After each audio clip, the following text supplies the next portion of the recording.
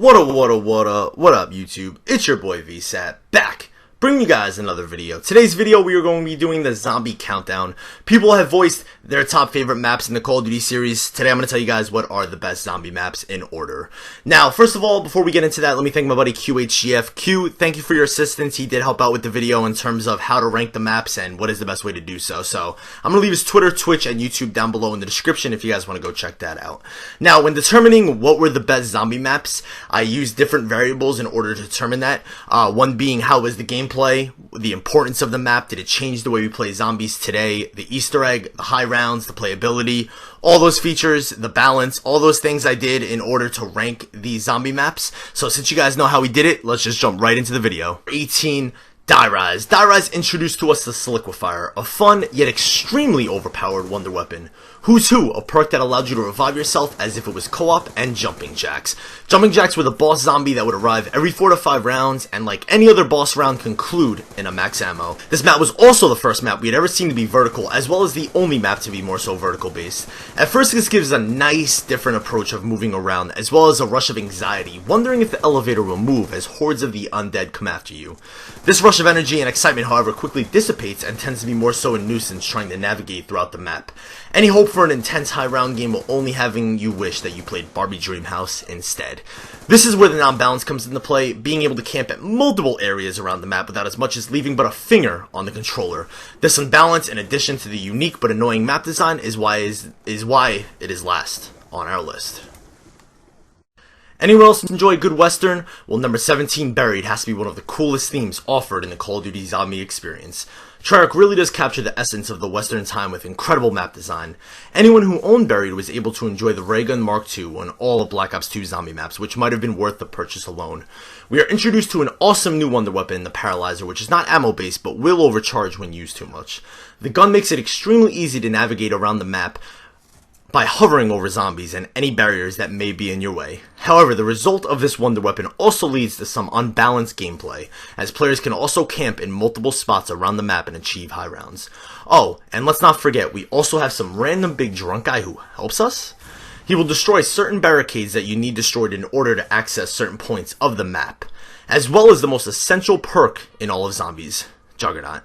At the end of the day, some look at him as a cool new feature, but then again, we've never seen anything like him moving forward after this point.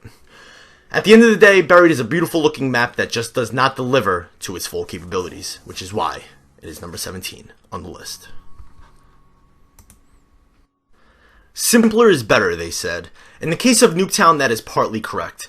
Nuketown is a multi-map gone zombies. There are no wonder weapons, only a ray gun. However, it did introduce a new style of hell perk spawn. You start off with 0 perks on the map and must wait for them to drop from the zombie heavens. Depending on solo or co-op will determine when the perks spawn. There is no way to influence the perk drops to come earlier or have anything in particular come earlier than others. You can play 19 rounds of Nuketown, like the game you're seeing right here, and still have the curse of having no Juggernog to your advantage. But the map is definitely well balanced and is a great service to fans that wanted a Nuketown version for zombies. However, with no wonder weapon or real thing separating this map from the broken up green run maps in Farm, Bus Depot, and Town, there just isn't enough here other than the fan service of the map to have it 16th on the zombie countdown. Number 15 on our list being 5, kind of like the Forgotten Child, releasing right after Doris alongside with Kino der Toten. 5 is often forgot as a zombie map. 5 takes place at the Pentagon, being able to play as JFK, Robert McNamara, Fidel Castro, or Richard Nixon. This map was originally unlocked after completion of the Black Ops 1 campaign, however it came later for everyone for free. You can scour the 3 floors of the Pentagon and use elevators or teleporters to navigate throughout the map. This map introduced today what is probably known as the worst wonder weapon ever created in the Winter's Hell.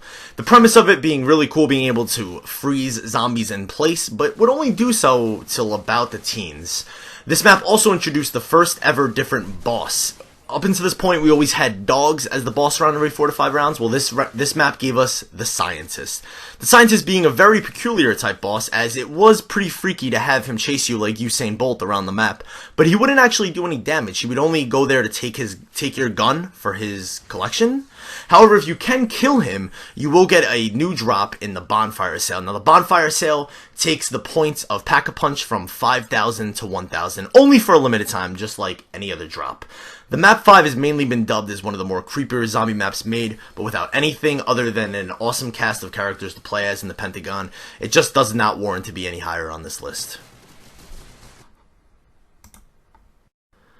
Number 14, Transit. Expectations were through the roof concluding Black Ops 1 in the zombie franchise, and people were looking to see how Treyarch could follow up from that success.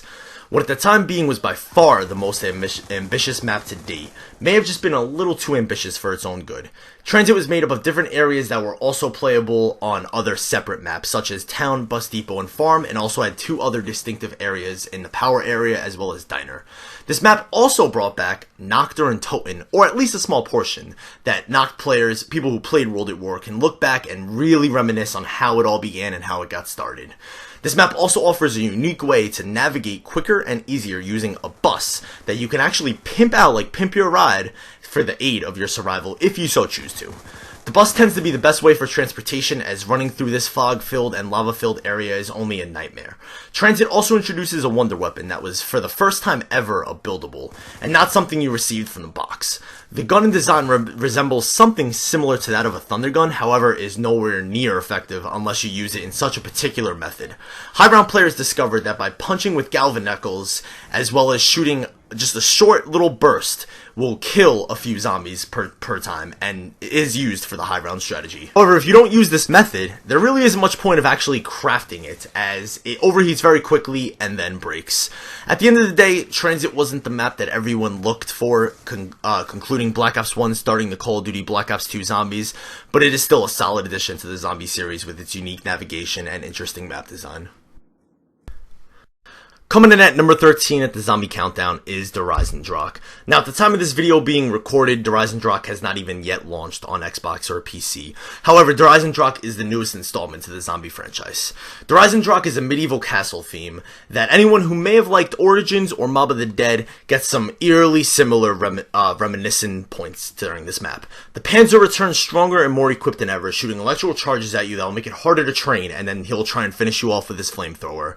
People who also loved Origins get a similar taste with that of the bows. The bows seem to be directly inspired by that of the staffs in Origins. The Mob of the Dead relation is the fact that you feed the dragons in order to get the bow, similar to feeding the dogs and getting the tomahawk. Unfortunately, unlike Mob of the Dead and Origins, there just isn't enough here in order to rank it higher on our list. Number 12, Shadows of Evil. Giving off an oh-so-familiar theme from that of the first map of Black Ops 2 Transit comes Shadows of Evil. Being in the same universe and time frame of Mob of the Dead, we get 4 totally new interesting characters to explore what is supposed to be the 1940s. We are reminded of Transit by the tram system. Now, with this tram, you can actually travel to different areas of the map and choose so, where Transit was more so a fixed path. We are introduced to a perk called Widow's Wine, a new perk that when you get hit from zombies, it unleashes a wave of webbing from the player, trapping the zombies for up to 20 seconds. You can also use grenades, similar to that of Semtex grenades, to throw at the zombies for the same effect. The wonder weapon being the Apothekon Servant, now I absolutely butchered that, so just excuse that, can be used only after being crafted, just like Transit, a buildable. The gun is similar to that of the Gershes from Black Ops 1 as for zombies. A Margwar will spawn every 3 rounds after the first encounter. The beast with 3 eyes will do immediate damage and severe if caught close to it, and will only get angrier and faster being closest to death. The parasites and raps also seen in the multiplayer will attack on more of a traditional boss type round every 5 to 9 rounds and will conclude in a max ammo. Like any other boss round, Shadows of Evil is a result of the community feedback given from Transit, and you can tell it assisted the map development, changing little things that was a detriment to Transit being a positive to Shadows of Evil, as well as a good way to start off Black Ops 3 Zombies. Just missing the top 10 at number 11 on our list, ShangriLa. Shang offers what is to many a top 5 Easter egg for tons of zombie players, as well as what is arguably the best wonder weapon in zombie history. The 31-79 JGB 215, otherwise known as the baby gun. The baby gun creates the small baby-like version of the zombies, hence the name, that you could just run over and or nade to to kill or shoot. What separates this gun from others is the big ammo clip, as well as the ability of receiving drops with this gun, where most wonder weapons won't give you drops. This map also gives us a napalm zombie and a shrieker zombie that come during regular zombie rounds, being distinctively stronger, but not to the point that it is too overpowered. ShangriLa's map style is not nearly as big as the map before it, Call of the Dead, but a medium-sized map that has tons of claustrophobic filled spots when being chased by zombies, making it an awesome addition to the zombie series. And that's going to do it, guys, for today's video. Hope you guys all did enjoy part 1 of the zombie countdown. Keep in mind, that's just the results that I got. You guys might totally disagree. If you agree or disagree, feel free to leave it in the comments below. Tell me what you guys think. You think we get 100 likes on this video? That'd be absolutely epic. If you guys did enjoy the video, leave a like, leave a comment. I'd greatly appreciate that. And we'll see you guys next time. Peace.